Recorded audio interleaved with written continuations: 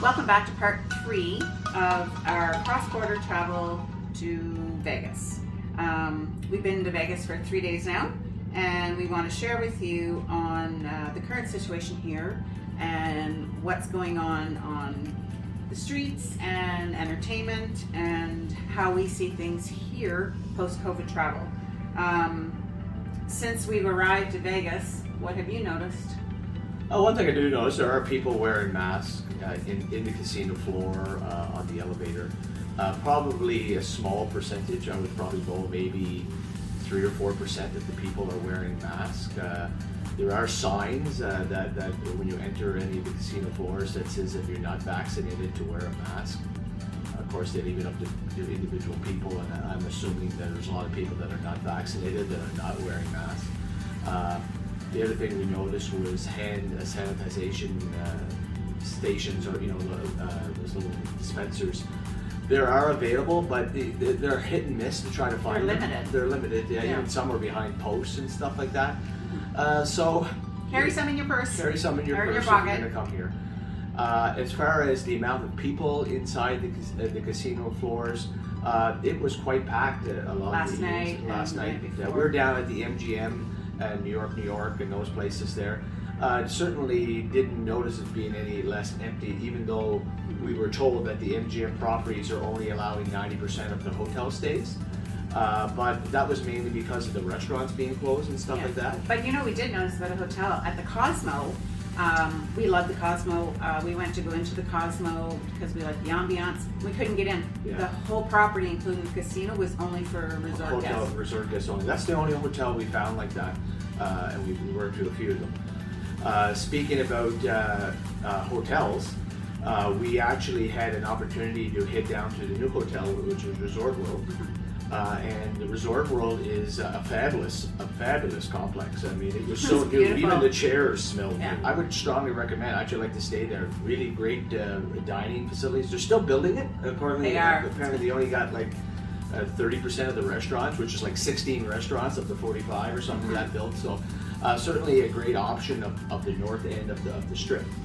And the reason we were down there is we went to one of our favorite restaurants. We went to the Peppermill, which for breakfast. Or Alvin's used to eat breakfast. Strongly recommend it for anybody to go down there. It's an iconic restaurant in Vegas.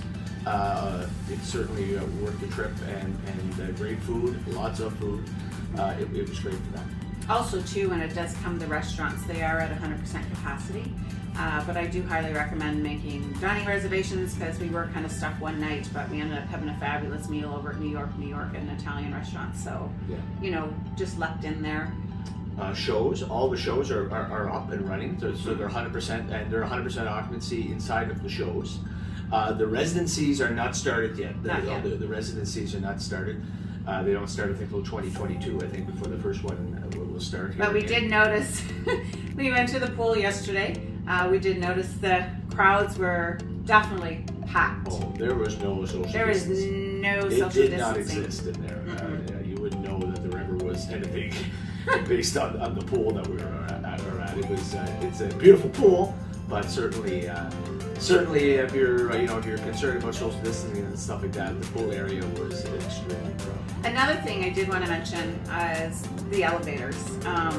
When you're in a big area, and we're on the 25th floor, lots of elevators, but it's interesting where you're going to take that extra step where you are on the big top floor and you are going down, people will get picked up. So, social distancing and wearing a mask in an elevator is highly recommended. Highly recommended, but honestly, I didn't see a whole bunch of people. Not a whole bunch. But now we had a wonderful business meeting with Mr. Lopez. He's the director of global sales. And we've done a great interview with him, so I hope you enjoy that. It gives you a good insight as the director of sales, that how he covered on what they're learning more post-COVID and what positives they have coming out of it. Hi everybody, Cindy here. I'm here with Mr. Lopez. Thank you for taking time today for us. Thank you for coming back to Las Vegas and to MGM Grand. Thank you.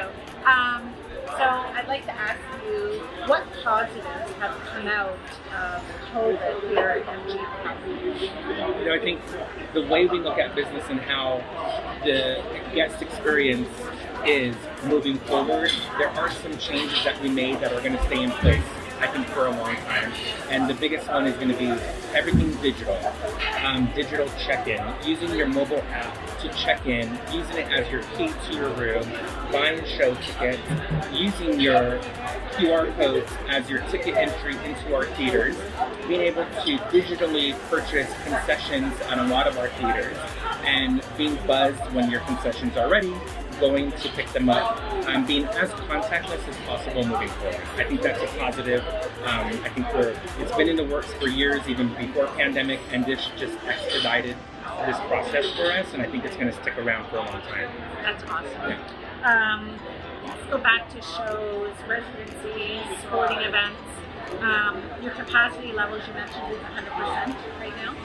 I'm kind of curious, are the sales there at 100%? Are people actually going? They are. The shows are doing tremendous. Our occupancies for hotels and theaters and restaurants are doing really well, particularly on the weekends. Of course, the demand is there on the weekends. The midweeks, the demand's not as high, but it is there. So we're getting some good levels. Not every restaurant is open across the city just yet, but we are still getting there. But our pool areas are now at 100% capacity. The restaurants that are open are at 100% capacity. We are still limiting our hotels at certain capacities because we don't have all the restaurants available. So we need to be very cognizant of how that affects the guest experiences while they're on the property. And so for that, we are holding back a little bit on some of our rooms.